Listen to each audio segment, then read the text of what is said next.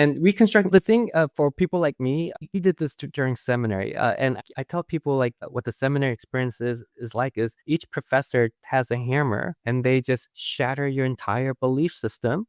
And you have three options near the end of your seminary journey. One, you just leave everything shattered and you say, yeah, no, that wasn't for me. And you just walk away, which I've seen people do. The other one I've seen people do is they take what's been shattered and they put it back exactly as it was, but with double reinforcement. So they're the ones that leave a progressive seminary even more conservative because, I know what the fight is. And then you have the healthy one of us who rebuild, but with old, new, we make this new theology and we walk away and we have reconstructed. We grew up conservative, Bible is inerrant, there's no mistakes and yada, yada, yada. And the first class of seminary, it was Hebrew Bible 101. The professor, Dr. Hopkins, opened the class with, not even hello, my name is Dr. Hopkins. He said, if you believe that a grown man is swallowed by a whale and is spit out 3 days later, you're going to have a really hard time, not just in this class, but in this seminary. And I went, what the? And that's very like, I mean, again, for people who say that deconstructing is a cool thing to do, I don't think they've ever had to deal with something that is fundamentally different from what you've been taught, because that hurt my head so much. Yeah. But thankfully, I did it with my fellow seminarians who some were like, oh, yeah, no, why are you so messed up? And to others were like, oh, my God, what is going on? Help, So I had that community.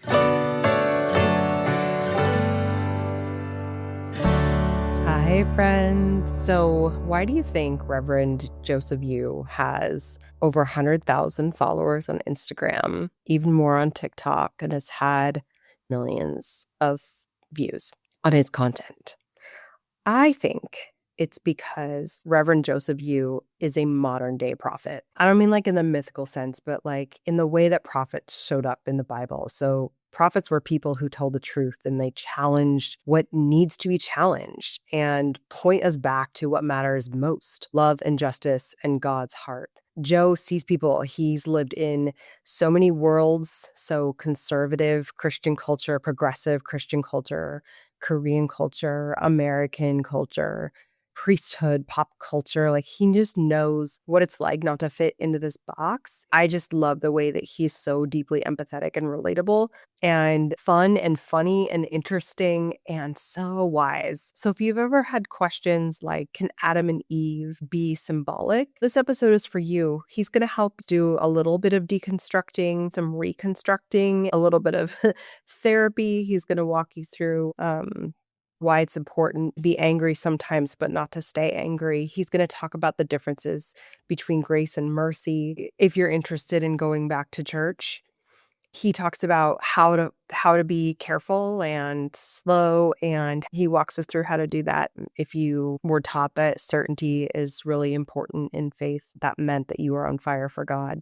I just want you to know that God can handle it, and you are safe to wonder, and you are not alone. And God will be there through the whole thing. There's nothing he can't handle. So stick around till the end, because Reverend Joseph Yu offers a beautiful prayer for you. Let's get into it. There's beauty in unraveling, safety in the questioning. Home is where you're wandering. You're right where you're supposed to be. You're right where you're supposed to be.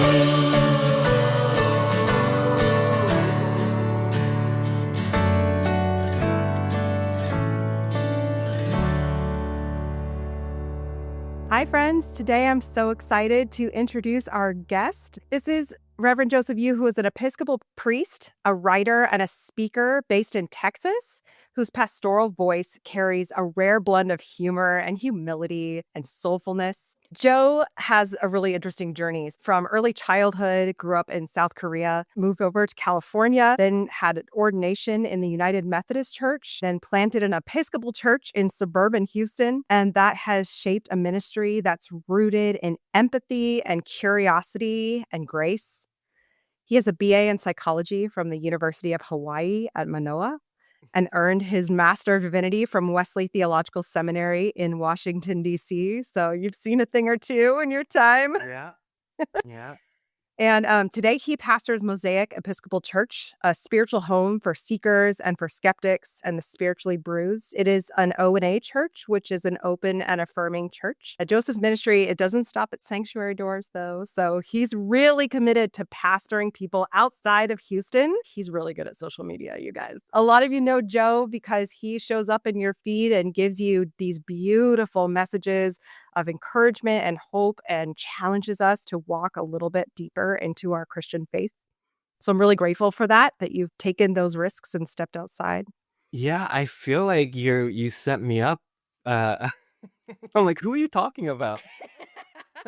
Anyway, thank you for having me. This is great. You've also written books too, right? Because you have so much free time.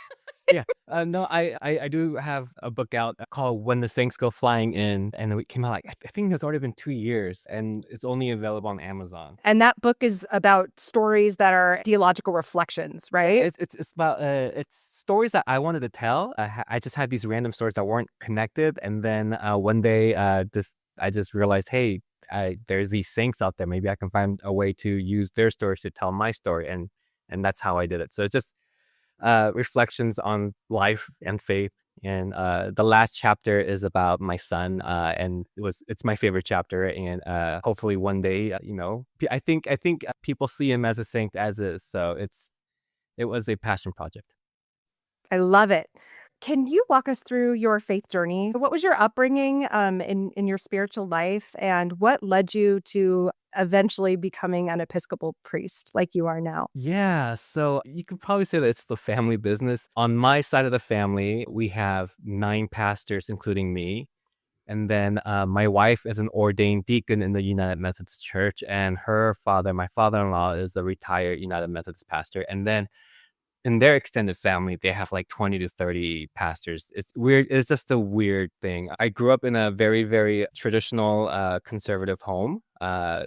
Immigrant families tend to be conservative more than not. And when we were in Korea, apparently when I was 4 years old, I told my dad I wanted to be a pastor like him. My dad's also a retired United Methodist pastor. And I guess my dad held on to the words of a 4-year-old as like a message from God. So from that moment on, my dad, was really proud and joyful. It's funny, like the average, the Asian American experience is your parents want you to be a doctor or a lawyer or something like that. My parents were like, you're gonna be a pastor all the way in. Like that was their goal. And uh, like it's 4 years old. Who knows what they're saying at 4?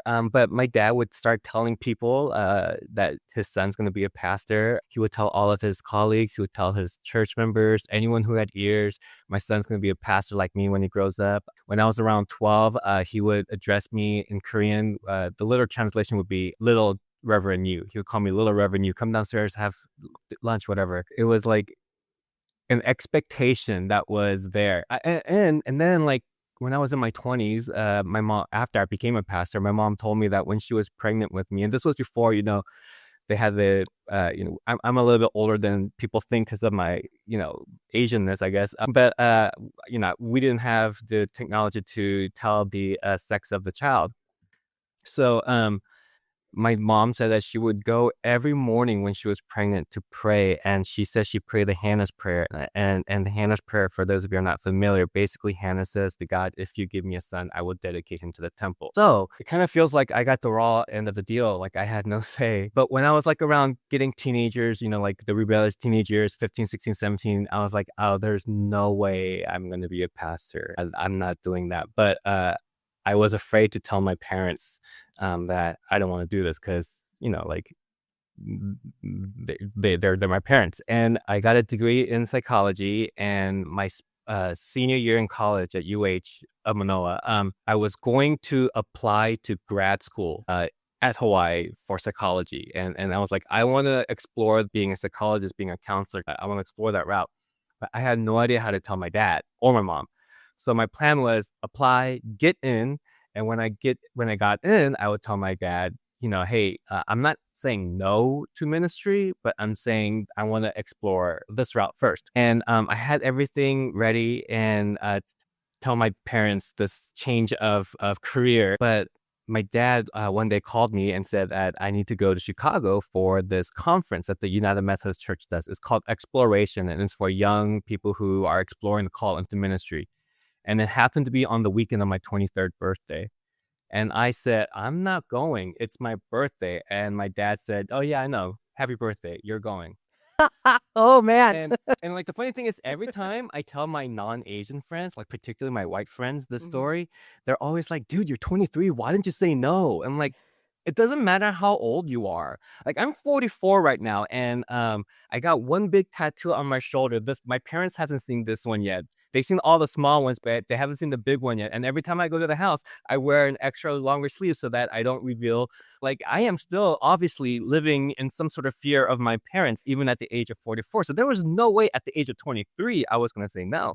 When I went to that conference, it just like people, like it just made sense. There was no like voice, there was no nothing. There was just this like clarity of what my next step was, and what I felt that it was telling me was my next step was seminary, not grad school in psychology.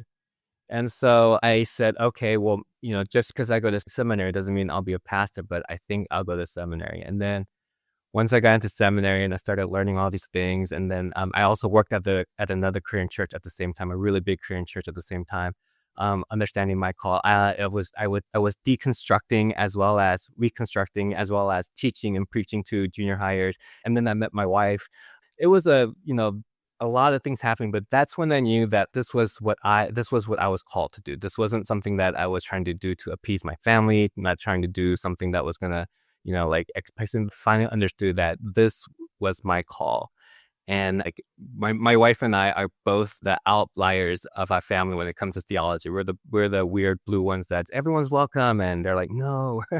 um, and so that's how I went into ministry. And then, fast forward, about 2 decades later, 2019, the bishop of the Texas Annual Conference in the United Methodist Church was trying to send me to a place in East Texas that I was certain would not be beneficial to my son and to my family. My son is on the autism spectrum, and I had said no to the appointment, and that led to a bigger mess. And I was looking to be out of a job come July 1st, 2019, and therefore losing all of my benefits and all that stuff, and health plan and all that stuff, healthcare. And when things were looking really, really rough, a friend that I met in 2017 on a random breakfast gathering, he reached out to me, and I knew he worked for the Episcopal Diocese of Texas. I didn't know he was the church planter person of the diocese. And he said he had a crazy idea and he wanted to see if I was up for it. And he says that there's this place in West Pearland, the city that the church is in, and it would they just need a priest to help start that church. And if you do this, you'd have to do it as an Episcopalian. But what do you think about this idea? And at first I was like, no, I'm good. I don't want to learn a whole different institution. But part desperation, part I do believe God nudging me. I was like, well, no one else is giving me a job. All the other doors closed, so maybe this is it. And said yes, and been doing this since 2025. At the same time, trying to learn what it means to be a decent Episcopalian. So you've been in all kinds of different church traditions. You mentioned conservative backgrounds. You talked about a Korean church. You talked about United Methodist and Episcopal. For people who have been raised in maybe just one denomination their whole life, can you just talk a little bit about a couple of the differences or things that, when people see that online, they're like, I have no idea what that means. Aren't all churches the same? Genuinely, the big tenets of faith are the same throughout these denominations. Denominations like the Trinity, the God, Father, Son, God, Jesus Christ, the Holy Spirit. A lot of the things are pretty universal, and it doesn't change from church to church. The real biggest difference between denomination is basically who has the power and who has the money and how does the money spent. I mean, like in a very, whatever word I'm looking for, way. For instance, the biggest difference between United Methodist and the Episcopal Church is the role of the bishop. And in the United Methodist Church, the bishop has the authority to send the clergy to a church. So in the Methodist Church, you're sent to a church by the bishop. So you don't have any say, really, which is why when I said no, it caused a problem. In the Episcopal Church, the bishop can, but that's not their role. In the Episcopal church, the bishop has more authority and say over a church in their diocese, while the bishop does not. In the Methodist church does not. Like for instance, during the pandemic, our bishop in the Diocese of Texas made us comply with the mask mandate. Everyone had to wear a mask. So each local church they couldn't go against it because it came from the bishop. The United Methodist bishop doesn't have that power. He could suggest, but he didn't have the power to have that. So it's like the big picture things are pretty much the same. Oh, but and like it's the little things that are different. And then in the Baptist, the biggest difference is that they believe in believers baptism, where you have to be at age where you are aware of what you are saying and what you are committing to. Whereas in the Methodist and the Episcopal Church, we baptize babies because we believe that God's grace is all around us. So things like that differ, but at the end of the day, what really matters is what speaks to you and what helps you grow, and where you can also not just grow, but also give back and help the communities and strengthen the community that way. So there's no one true denomination. And if someone says that they're the true denomination, then you're probably in a cult. Yeah. Yeah, that's very true, because there's over 2 billion people who identify as Christians in the world, and we don't all do that in the same way. So what does it mean to you to be a Korean American priest in a denomination that has historically lacked AAPI representation? Do you have different perspectives that you feel like you can bring to the table with some diversity there? I've lived in different countries, and sometimes I'm in the minority from where I've come from, and I bring a different perspective, and it's a little bit unique. And I think that that's such a beautiful thing, is to learn about God's diversity, and it can challenge other people to think like, well, what you think is normal might actually just be like the lens you were raised in, right? Yeah. It has been very, very, very interesting being a minority in the Episcopal Church. The United Methodist Church had a lot more diversity than the Episcopal Church does now. And it's very, very obvious the higher you go up. So for instance, the Episcopal Church has this thing called the Asian Ministries, and it's great and all, but it's almost like when institutions, particularly white-centered institutions, do something for people of color or a different culture, whatever, they almost treat it as a monolith. Like, okay, we'll have a Hispanics ministry branch, and then we'll have an Asian ministry branch. They kind of like, okay, we did that, and go on doing whatever that is. And the first thing I learned really, really, really quick early on is that the Asia Ministries person that was in charge of it's geared more to first generation Asians, which means that for the way that I think there's different ways to define first, second. The way that we Koreans define first generation is the ones that moved here. So the adults.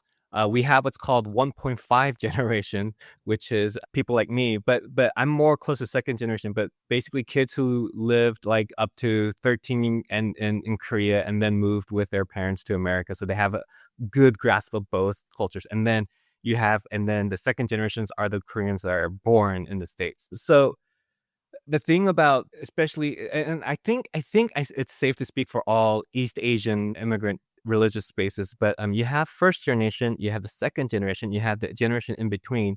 Those three groups all approach faith and life differently. Tell me more. The first generation is about survival. They left their hometown, they left their motherland, and they're coming here, and they just want to make sure they survive.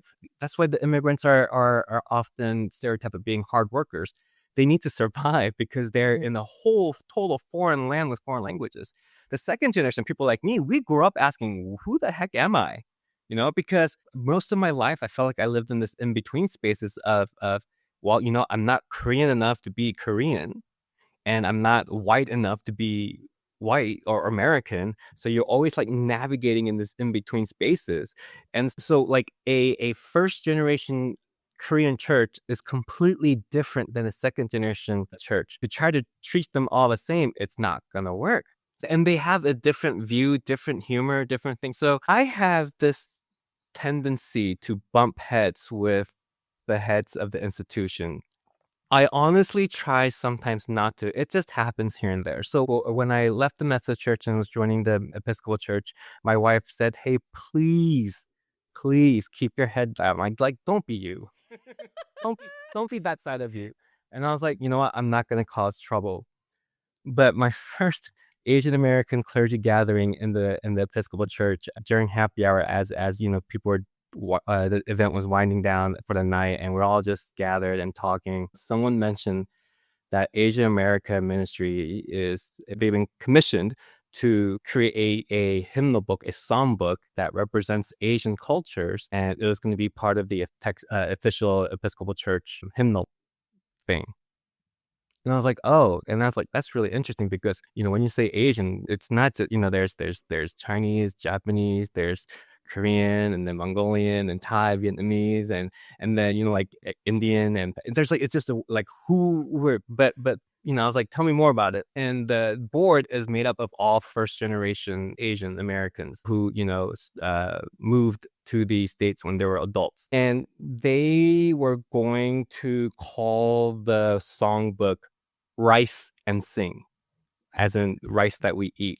And I thought, I was like, wait, hold on, come again. What were they gonna call the book? It's like, oh, it's the working title is Rice and Sing.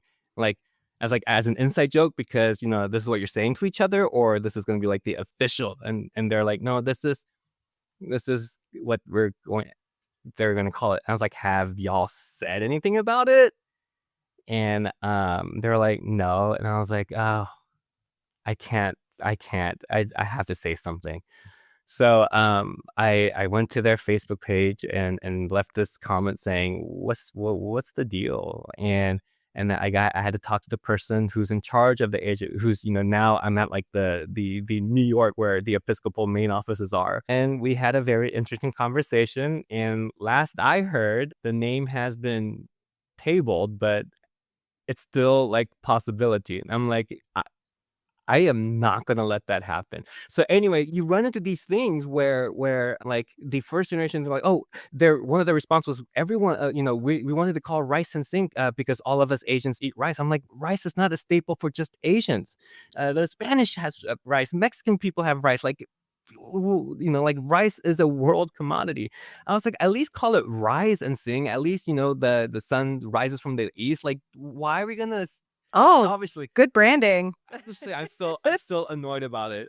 But because there's no resolution. They haven't told me that it's not going to be called Rice and Sing. It's just that the name's been tabled. Anyway, there's all these different things that when you treat it the same, someone's going to fall through the cracks. And so, you know, it's exhausting. It's exhausting work because, like, a couple of my Asian American clergy, we look at this and we're like, all our lives we had to like explain, and now professionally we have to go again and like do this work. Like, is it worth it? Is it necessary? I have all but given up on the national Asian groups and trying to connect with the handful of us on a different level, because Asian America's ministry, it's necessary right now. It's not helpful to what I'm doing and to who I am. And the other thing is, Asian Americans often experience cross-cultural, mainly because there's not that many Asian churches. So you have a lot of Asian American clergy serving white churches, but Asian American ministries only really dealt with the clergy who are serving their own community that speak the same language. So again, it's like, okay, that's a whole different world than what we're experiencing and whatnot. So I resent the monolithic view of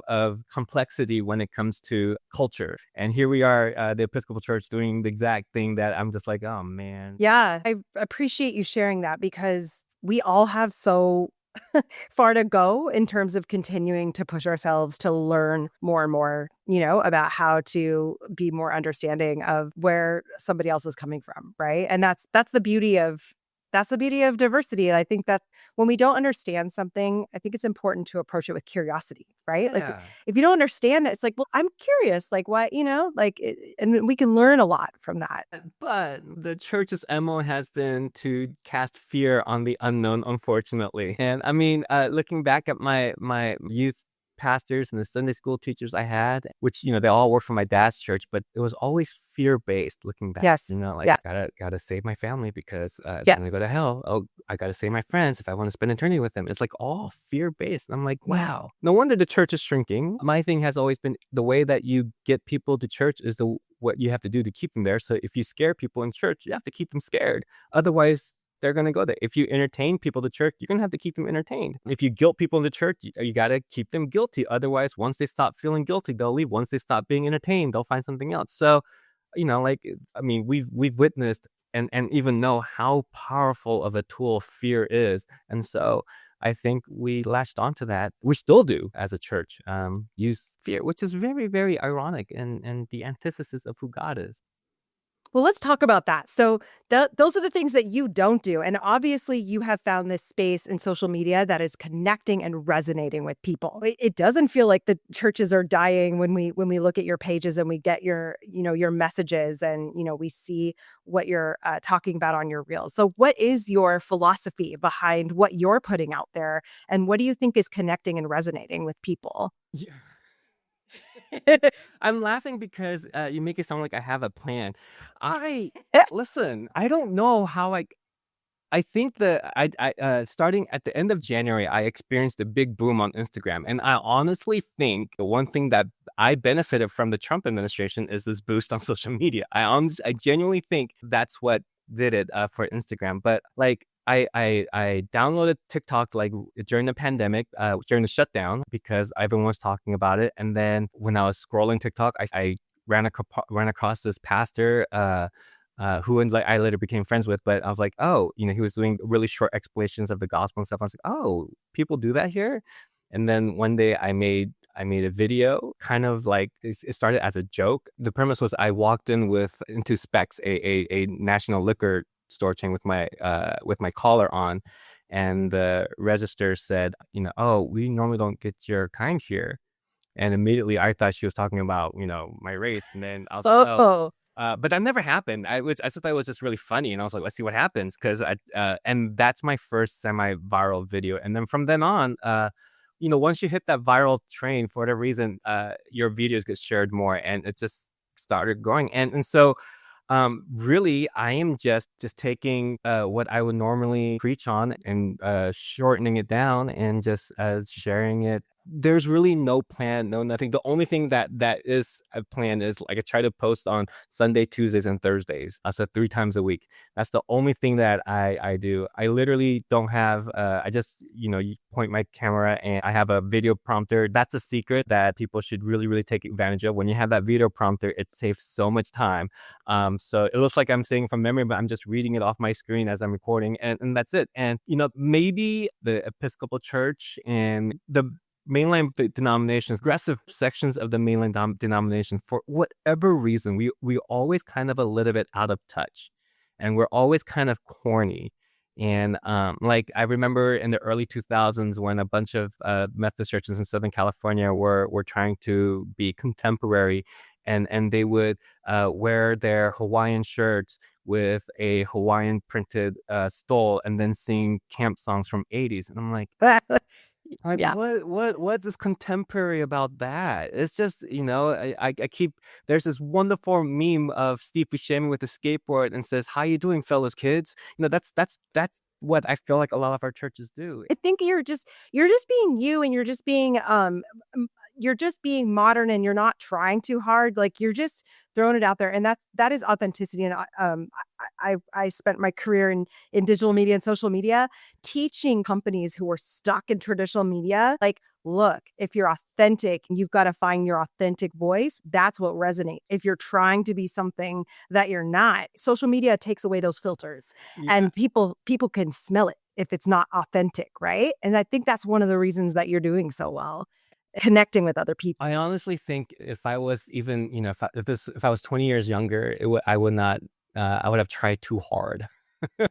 Uh, this all happened in my 40s. I'm like, what? And every time I'm just baffled, and my wife is more baffled than I am. But I'm just looking at like, what is going on? What am I doing? I guess my obsession with pop culture that my parents absolutely despised is finally paying off. For example, like, you're like, what is resonating, right? Like, recently you posted about grace and mercy and something that your brother talked to you about. And can you talk to us a little bit about that? And because the way you said it was so beautiful. And I was like, oh my gosh, if we could just really embrace that, especially for those of us who claim to, Jesus as who we follow. I just thought, wow, man, that is especially timely with grace and mercy, and then what we're seeing in the news simultaneously. It just feels like, wow, this is missing right now in our culture. So can you talk to us a little bit about that? Yeah.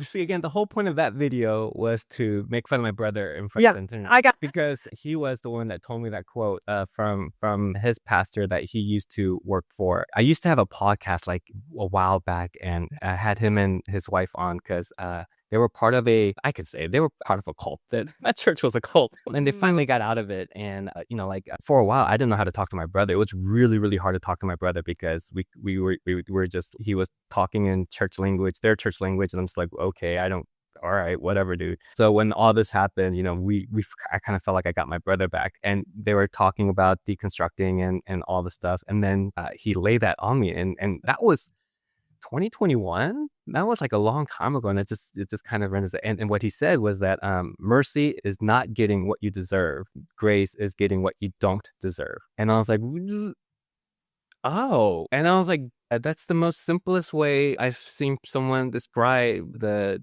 two things. And I think I might have joked, hey, maybe this nugget was worth the 10 years you were in that cult. Like, mercy is not getting something that you deserve. And I'm like, oh, that's perfect. And grace is getting something that we don't deserve. And we forget that because we always try to put conditions on how people receive grace, or we forget that we are called to give as we have received, and we freely receive grace, and therefore the call is to freely give grace. But I think for myself and other Christians, we like to talk about receiving grace a lot more. Well, actually, we probably like to talk about giving grace, but we don't practice it nearly as much. But yeah, that's really the purpose of it, was to call my brother an idiot online and in front of thousands of people, and then he was trolling my comment sections, leaving me a bunch of insults, and that's, I guess, our brotherly love. Totally. It sounds very familiar. Sibling love. So, you've mentioned deconstructing a few times, and I'm still not sure what I feel about the word deconstructing, but for the purposes of our conversation, it's about, I think, a lot of us who grew up maybe more conservative in rigid structures, right? Of fundamentalism, of like the Bible is 100% literal or it's completely not true, right? Like, I think we could even start with that. Is that a definition you would start to agree on, maybe, about deconstruction? Yeah. Yeah. I mean, for me, deconstruction is when you're finally allowed to ask questions. A lot of those places where we come away with the Bible is inerrant, the earth is only 6,000 years old, and that stuff, those stuff continue to remain in the culture of that system because no one's allowed to ask questions. And if you're asking questions, you're either kicked out or you're psychologically, hopefully only psychologically and not physically, beaten down so that you start believing again. And the one thing that I really want people to know about deconstructing, especially those who criticize it, you have like people like famous pastors like Matt Candler saying it's a sexy thing to do and all that stuff. It is a very, very painful process. Yes. Because what happens is when you start deconstructing and asking questions, you're not only losing your faith, you're losing your identity. And in most cases, not only are you losing your faith, you're losing your identity, and at the same time, you're losing all your social support because your faith, your identity, and your social circles was embedded in this faith community. And now that one part's crumbling, you start realizing everything else is crumbling, and you're literally often left with, who the hell am I? But with no one to help you anymore. And it is not this sexy and freeing thing. It's just it's a very heart-wrenching thing at first. It's like discovering, I don't know if people remember when they actually discovered that Santa wasn't real, and that kind of uh and then you lose a little bit innocence of your childhood. That's the beginning of your childhood ending, right? Like, it's losing a piece of you. And for many people who the older you are, like if you're deconstructing in your 40s, chances are most of your circle is your church friends. And then all of a sudden you become a dangerous commodity.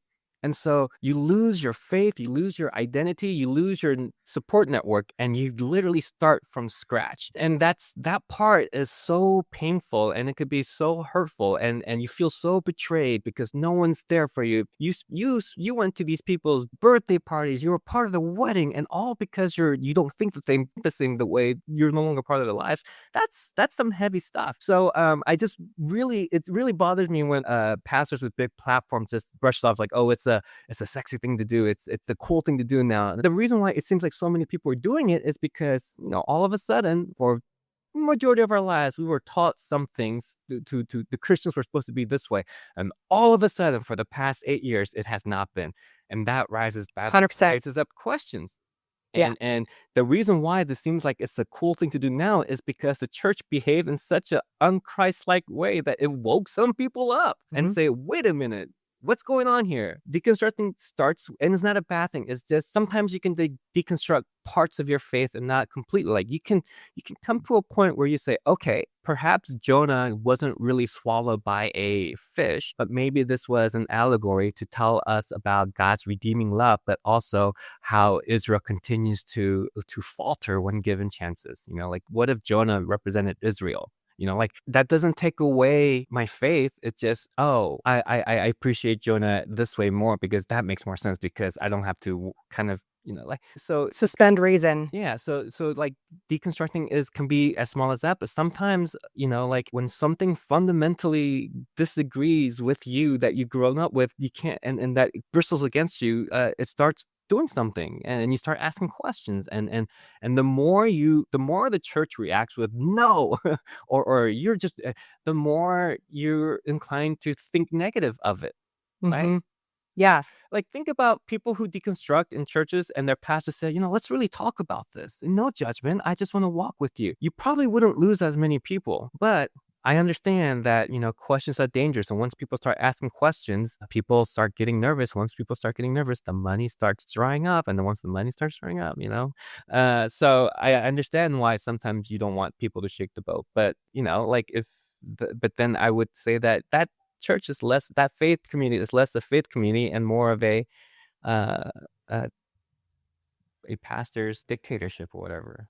Yeah, of control. What I've noticed in my own experience, and I know so many people who are going through or have gone through a deconstructing and or reconstructing process, is that a lot of us, also because a lot of it was during COVID, just with the timing. So a lot of people were really doing this alone and then looking online, right? Because like, where do we go? I've been in my own church community, don't feel like I can even go to Bible study anymore because I don't even know what questions I'm allowed to bring up. Right. And I've been in Bible study my whole life. And all of a sudden, if I come and go, I'm not sure that Adam and Eve were real people.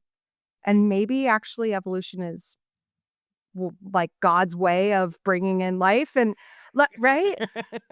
But I'm telling you this, and you're a priest. The reason I bring this up is because my hope for people is that once deconstruction starts hitting, that they know they don't have to do this alone, right? Like there are so many churches out there like yours that are amazing communities for people to be able to deconstruct, to be able to ask these questions, knowing that there is not certainty for everything though, right? So what's your kind of hope for people who are struggling? I don't even like to call it doubting because I feel like that's what the controlled churches would say. Like when we'd have a question, it's like it was a doubt. Well, it's like, no, I'm actually just wondering, like maybe Jonah didn't actually, get swallowed by a whale or a big fish. The word doubt back, because doubt is a healthy thing to do.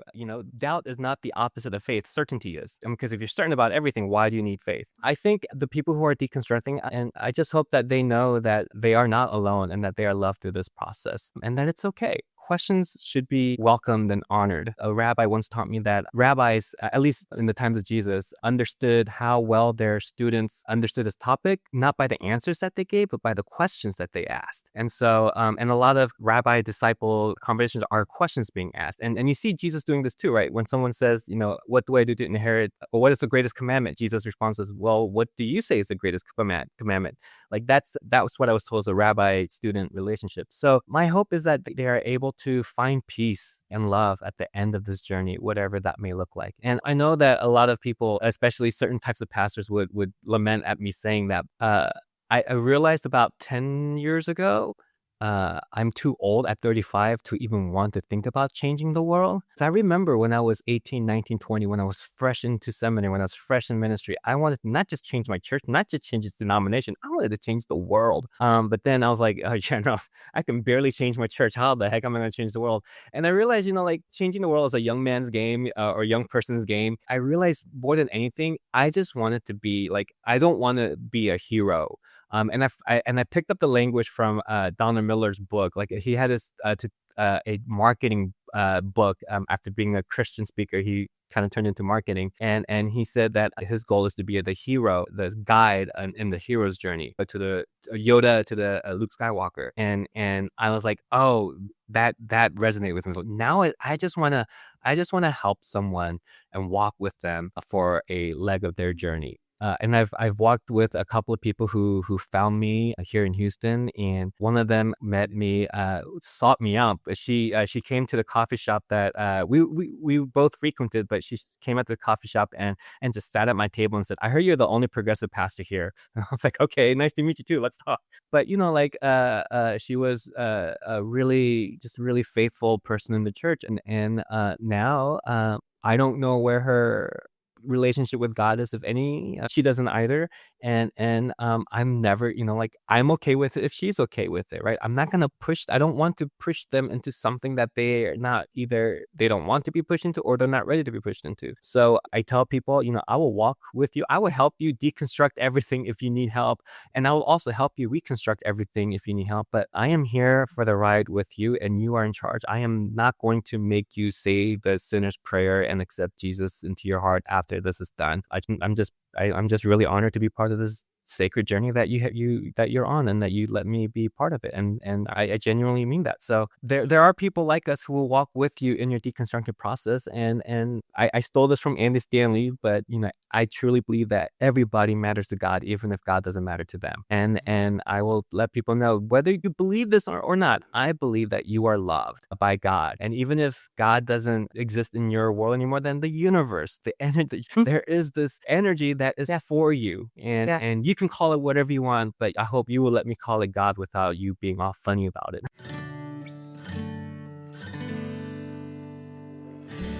It's really interesting when you mentioned reconstructing.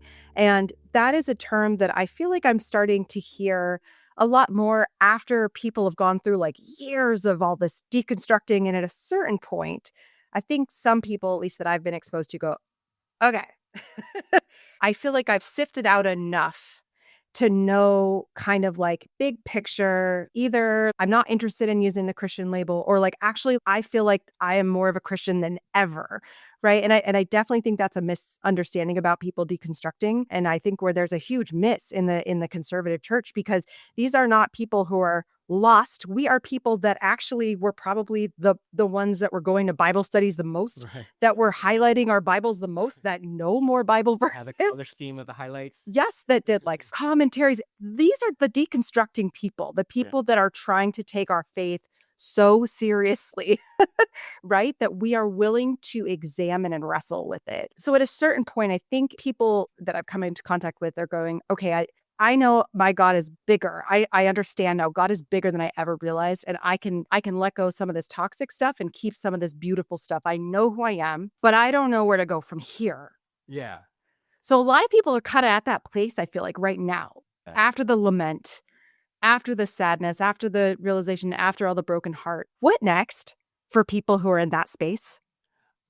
That's really up to them. I mean, only they can say. If you want to plug back into a faith community, do your research, read the about me, read the beliefs, and kind of be careful. And, like, I don't know how plausible it is, but I would say give the church at least 2 visits before you make a decision. Yeah, I've heard that before. You gotta give it a couple tries, because it's not going to be the same as you're used to, right? But I also understand you wouldn't want to, especially if the first one is bad. but ease into it. Take your time. Don't rush back into anything, and just be mindful and curious. Always be curious. Always be curious. And once you can't ask questions and you can't be curious, that should be a red flag. And reconstructing the thing for people like me, he did this during seminary. And I tell people like what the seminary experience is like is each professor has a hammer and they just shatter your entire belief system. And you have three options near the end of your seminary journey. One, you just leave everything shattered and you say, yeah, no, that wasn't for me. And you just walk away, which I've seen people do. The other one I've seen people do is they take what's been shattered and they put it back exactly as it was, but with double reinforcement. So they're the ones that leave a progressive seminary even more conservative because, I know what the fight is. And then you have the healthy one of us who rebuild, but with old, new, we make this new theology and we walk away and we have reconstructed. We grew up conservative, Bible is inerrant, there's no mistakes and yada, yada, yada. And the first class of seminary, it was Hebrew Bible 101. The professor, Dr. Hopkins, opened the class with, not even hello, my name is Dr. Hopkins. He said, if you believe that a grown man is swallowed by a whale and is spit out 3 days later, you're going to have a really hard time, not just in this class, but in this seminary. And I went, what? And that's very like, I mean, again, for people who say that deconstructing is a cool thing to do, I don't think they've ever had to deal with something that is fundamentally different from what you've been taught, because that hurt my head so much. Yeah. But thankfully, I did it with my fellow seminarians who some were like, oh, yeah, no, why are you so messed up? And to others were like, oh, my God, what is going on? Help, So I had that community. And a lot of people ask me, do I need to go back to church? And that's a tricky question because I want to say no, you don't have to go back to church. But also, faith in Jesus Christ is not a personal faith. It's a communal faith. And everything that the Spirit does leads us into other people's lives. So it's a no with the asterisk. You don't have to go to church, but you need community. And if you have people who are gathered with the same purpose, just because it's not in a church building doesn't mean it's not church. Like, you don't have to go to church, but you can't do this on your own because the faith requires, the greatest commandment is love God and love your neighbor. And you can't love your neighbor if you're not in community with them. You're okay. You're good. You're loved. I hope you find peace. Don't plug yourself into a community that honors who you are, not changes who you are. Unless you want to be changed, transformed, obviously. But, Brene Brown says there's a difference between fitting in and belonging. And find a place where you feel like you can belong, not where you just fit in. This is what I would what I do tell people, and what I'll tell your listeners who might be experiencing this painful process of deconstructing. Yeah. Brene Brown, I think, is Episcopalian, right? Yeah, and she's in Houston. I am 2 degrees away from her. I hear her name come up with a lot of clergy. She's really done a lot. I think as an influencer, as a shame researcher, and talking about vulnerability. I love Brene. Thanks, Brene. What gives you hope for the future of Christianity, although it's not a monolith, but still for Christians? Where do you hope we are as a people in the next phase of world history? Maybe if this brand of nationalistic evangelicalism dies, I'd be thrilled, because you can't have a resurrection without death. And I feel like if this toxic part of the Christian tree branch dies, it could be replaced by something that's healthier. The hope that I see is not in the institutions and not in the churches per se, but the people who really get it. You meet these people who, and I don't mean just Christians. I mean, I've met atheist people who behave more Christian than Christians. I hope that people lean into goodness and love more than they do into fear. And I really hope that the great thing about the church is there's always seems to be this cycle in churches too. When Christianity became the official religion of the empire, that's when we get the beautiful writings of the desert fathers who escaped the empire and lived out in the deserts and practiced faith that way. You see that happening too. Yes, the Christian nationalists have the power and gets all the air times and airspace and whatnot. But there's a small Episcopal church who's fighting with the city because they want to help people with affordable housing and help the poor people, and the city is saying no. And so now the city is trying to, those kind of stories. You have stories where churches come together and they buy off the medical debt of their county. You have these little things that are still a resistance of what's going on. And when we love and when we lean into good, I think that's now become an act of resistance, unfortunately. And when people say that empathy is a sin, my response is, well, if you don't sin, Jesus died for nothing. So let's go. So there's always these acts of resistance that people do to counter. And that's how Christianity always worked. I think St. Claiborne said Christianity is at its best when it's small and peculiar, not when it's large and in power. And so, because a branch of Christianity is large and in power, I'm seeing more peculiar and small things that are rising, and I hope that they continue to rise, and that we continue to resist this idea of nationalism and this perverted branch of evangelicalism. We replace it with actual teachings and following of Christ, and I see it happening. It's just people aren't looking for it. You will, because you will find what you're looking for, right? So people are Yeah. looking for the things to be angry Yes. at or whatever. But there are people, there are churches, there are Christians who are doing things to do it in acts of resistance, small and big. And I hope that the church continues to survive in that way, that we always are the pesky moral compasses of our country, and that we refuse to let people get away with hatred and fear, and that we continue to embody love. Totally. And I think you're right about how we curate our own persona, right? Especially online and social media. And, it's been interesting is, with the Sacred Slope, my feed, because I'm following people like you, I'm following people like Reverend Lizzie, I'm following people, like Brene Brown and Cory Booker, Oprah and Reverend Raphael Warnock, and all these beautiful voices who are Christian voices, diverse, different, voices. And my feed is generally, it can't all be, but it's generally it's beautiful, and it makes you, if you're feeling angry or lonely or depressed, I suggest doing just a regular audit of your social media feed and just doing the spring cleaning and just go, it might be like what I'm allowing myself to be exposed to. And there's a lot of beauty out there if you look for it online. And also would say, what, it's okay to be angry. It's okay to be all those things, but don't stay angry.